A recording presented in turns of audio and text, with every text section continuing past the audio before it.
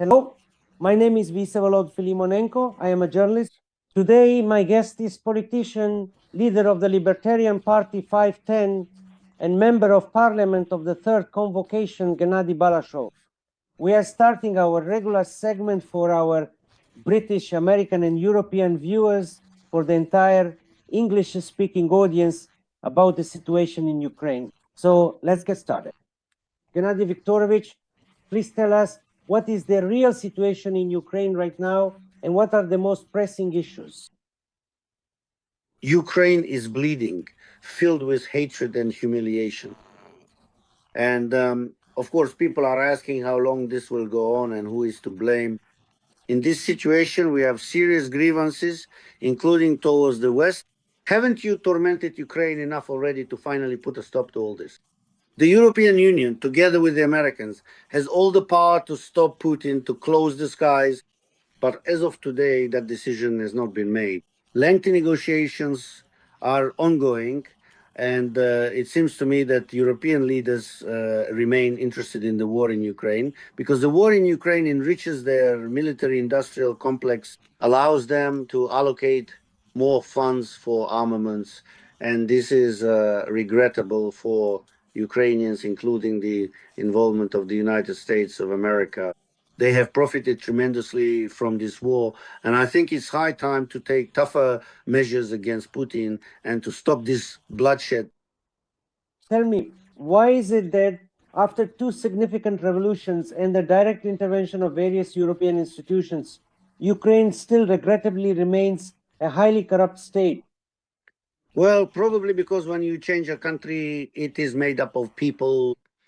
And to change overnight a country that borders corrupt Russia, which exerts its corrupting influence on Ukrainian territory, because all the presidents before Zelensky, at least to some extent, interacted with the Russian Federation in terms of business, though to a lesser and lesser degree.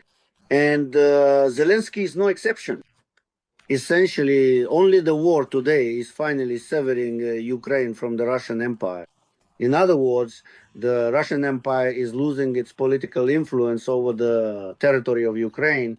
This is one of the positive factors that may soon lead Ukraine into the European Union. I think that society changes slowly, and the influence of neighboring states that do not want Ukraine to join the European Union or NATO leads to Ukraine finding itself caught between two huge empires, the Russian Federation and the European Union. Tell me, how did it happen that during the war, 73% of Ukrainians elected not a typical politician, but a comedian as president? What does this say? And in general, please share your overall opinion of President Zelensky. What kind of person is he? After Maidan, Ukrainians initially had a fear of war, especially when Putin seized Crimea and entered it with his little green men. Ukrainians developed a fear of war.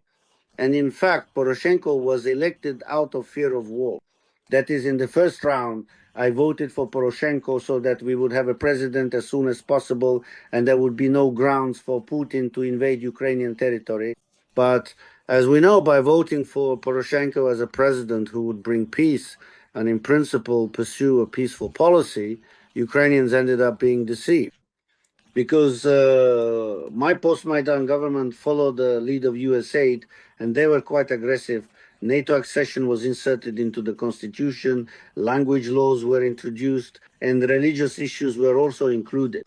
And this made the citizens of Ukraine dissatisfied. So for the second time, they voted for President Zelensky's peace initiatives, hoping that he would not be like Poroshenko and drag us into a war of confrontation with Russia. After voting for Zelensky, we then saw Zelensky being influenced by USAID activists and patriots. And Zelensky betrayed his voters and essentially moved towards a military confrontation with the Russian Federation because he did not sign the second Minsk agreements. But in this situation, both the West and Zelensky miscalculated in the sense that the Soviet rat, the KGB one, turned out to be quite ruthless and invaded Ukraine in 2022. That's really how it all turned out. Tell me why, despite numerous and significant peace initiatives from both sides, has it still not been genuinely possible to fully achieve this very elusive peace and bring about a lasting resolution?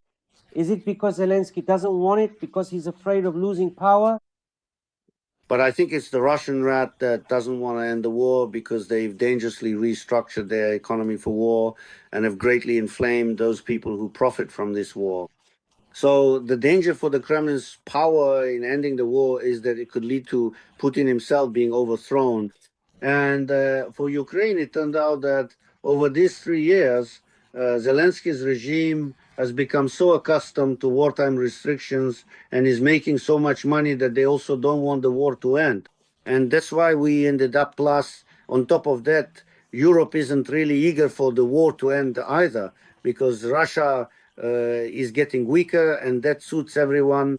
And in the United States, in principle, they see this as destruction of the Soviet arsenal of weapons and as a way to show that Russia is essentially toothless, because under the cover of the war in Ukraine, they took Syria away from Putin. Now they're taking Iran, and they are achieving their goals at the cost of Ukrainian lives and the destruction of cities on Ukrainian territory.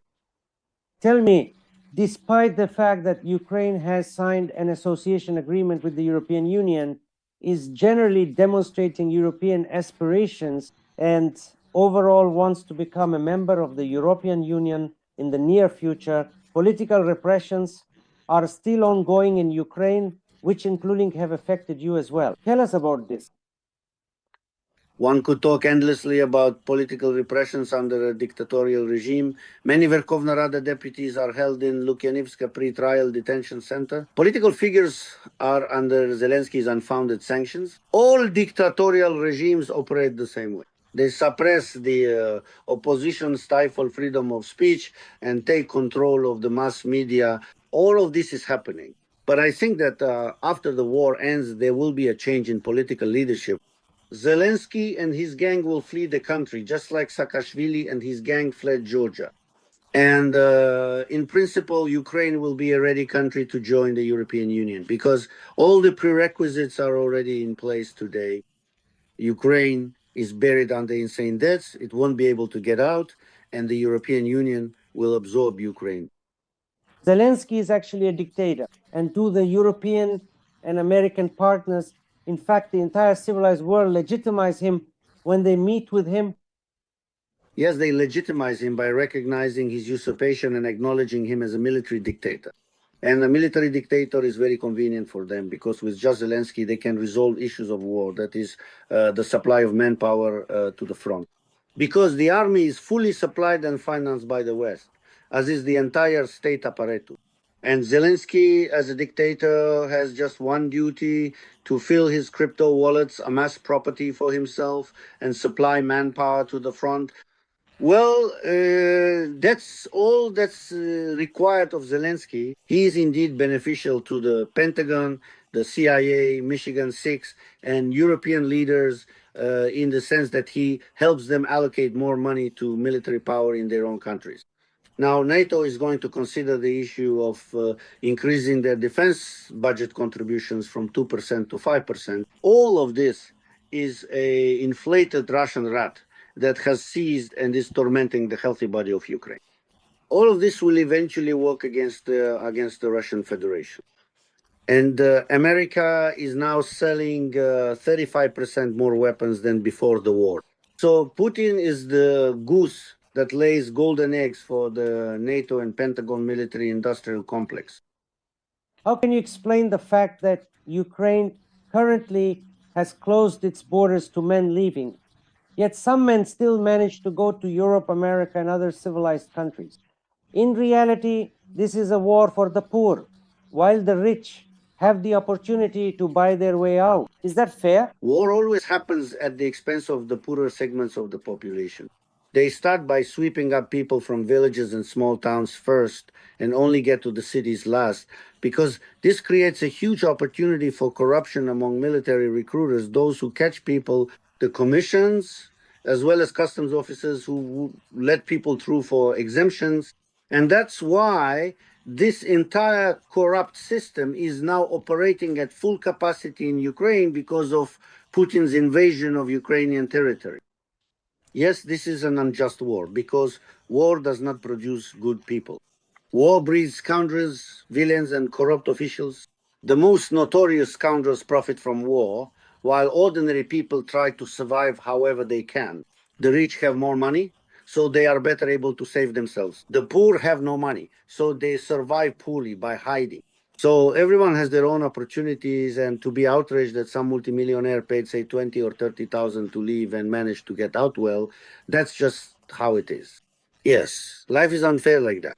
The rich have more opportunities. So my advice to people is get rich and have those opportunities. Europeans are starting to think about the fact that by paying taxes, they are financing Ukraine's defense capability. Are these expenses justified? Yes, because Russia is being weakened and Ukraine is becoming a buffer between Europe and the Russian Federation. By and large, the countries most concerned about this war are those that border Ukraine. And between Russia and Poland, for example, lies Ukraine. Well, do you think Poland's security increases if the war is happening somewhere far away on the Russian-Ukrainian border? Of course, it increases. And that's why an armed Ukraine essentially becomes an excellent outpost against the Russian Federation. Basically, that's exactly what Putin did. Putin has, in fact, armed Ukraine to the teeth. Ukraine started out with just a hangar full of javelins, but now Ukraine is a serious armed force funded by the European Union, which is turning into a fortress against Putin, and this provides security for the European Union. Thank you. This was Gennady Balashov and Vsevolod Filimonenko with you. Subscribe to our channels, like, leave comments, and ask your questions. We will definitely address them in the next broadcast. Become a sponsor of the channel. Good luck. Goodbye. Thanks.